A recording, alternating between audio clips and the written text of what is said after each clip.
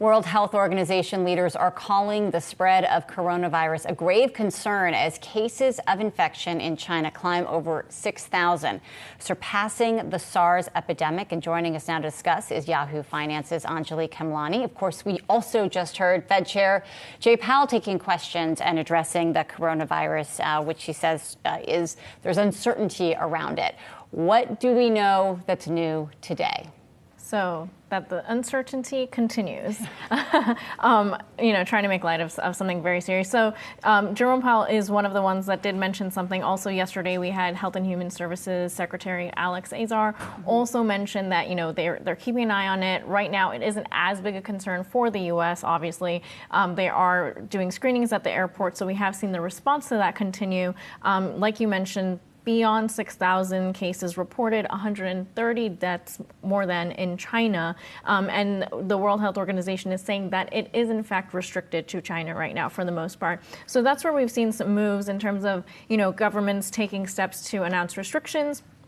And more specifically, actually, airlines taking a really hard step. So it seems like the businesses are the ones taking these steps to prevent and contain. So yesterday we heard from United saying that it was going to reduce the number of air flights. But now we have Lufthansa, Indonesian Air, British Airways, and Cathay Pacific all saying they're going to either reduce or completely halt flights altogether to mainland China and in some cases Hong Kong as well. And then, of course, last night, Starbucks coming out saying that it could, to use their words, materially affect their results. But, of course, Starbucks is not the only company that has said something. We're getting a bigger picture now, in addition to the airlines of other U.S. companies that are seeing coronavirus as a potential real hiccup in the current quarter. Absolutely. Starbucks, McDonald's mentioned that, they're either going to be shuttering some locations in the area. Disney stopped its Shanghai location. We're hearing from some of the tech companies, even Google, talking about shutting down the offices in China. I know that, Apple also mentioned they might see a crunch in the second quarter, as well as our parent company, Verizon, which is restricting travel to and from China right now. So there's that. Then you also know that, the casinos in Macau are also going to be negatively affected. But on the flip side, you see the pharma companies, which, as we know, are sort of profiting off of this, with the market, really encouraging their race to find a vaccine. So you have some of the large and small cap companies really taking advantage of the situation here. And just for a side note, China seems to be coping by building a new hospital. So they have every day. 1,000. It's incredible. And so they're building this 1,000-bed hospital, and there's actually a live stream that everyone is keeping track of in China, which is very interesting to distract yourself with. It's not one of those take a frame every hour. Right. It's actually happening. It's live. Yeah, it is. The music is a little bizarre, though, I have to say. But of the people that you're talking to, what are they saying is that sort of the next thing we need to be watching out for? Because a lot of this happened over Lunar New Year. People were maybe going to be traveling or are off anyway.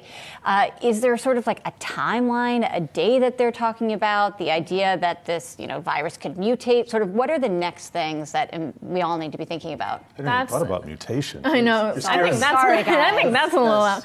Settle down, Jen. Pandemic level.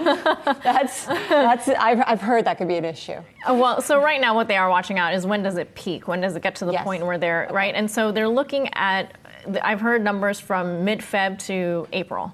So it just depends on when, how well they do the containment. The World Health Organization did meet with Chinese officials and were just lavish with compliments about how well China is doing to help contain and share information about this. And they're actually holding an emergency meeting tomorrow. So that will sort of help with next steps, because if they do declare, in fact, this a global public health emergency. And do people think they will? Because they already said that they misstepped in not claiming it, so there's a high likelihood that there will be tomorrow. And so that's what we have to wait and see, is do they in fact declare this an emergency, which then sets in motion the travel bans and the prolonged sort of effect on the economy. Yahoo Finance's Anjalee Khemlani, thank you so much for joining us.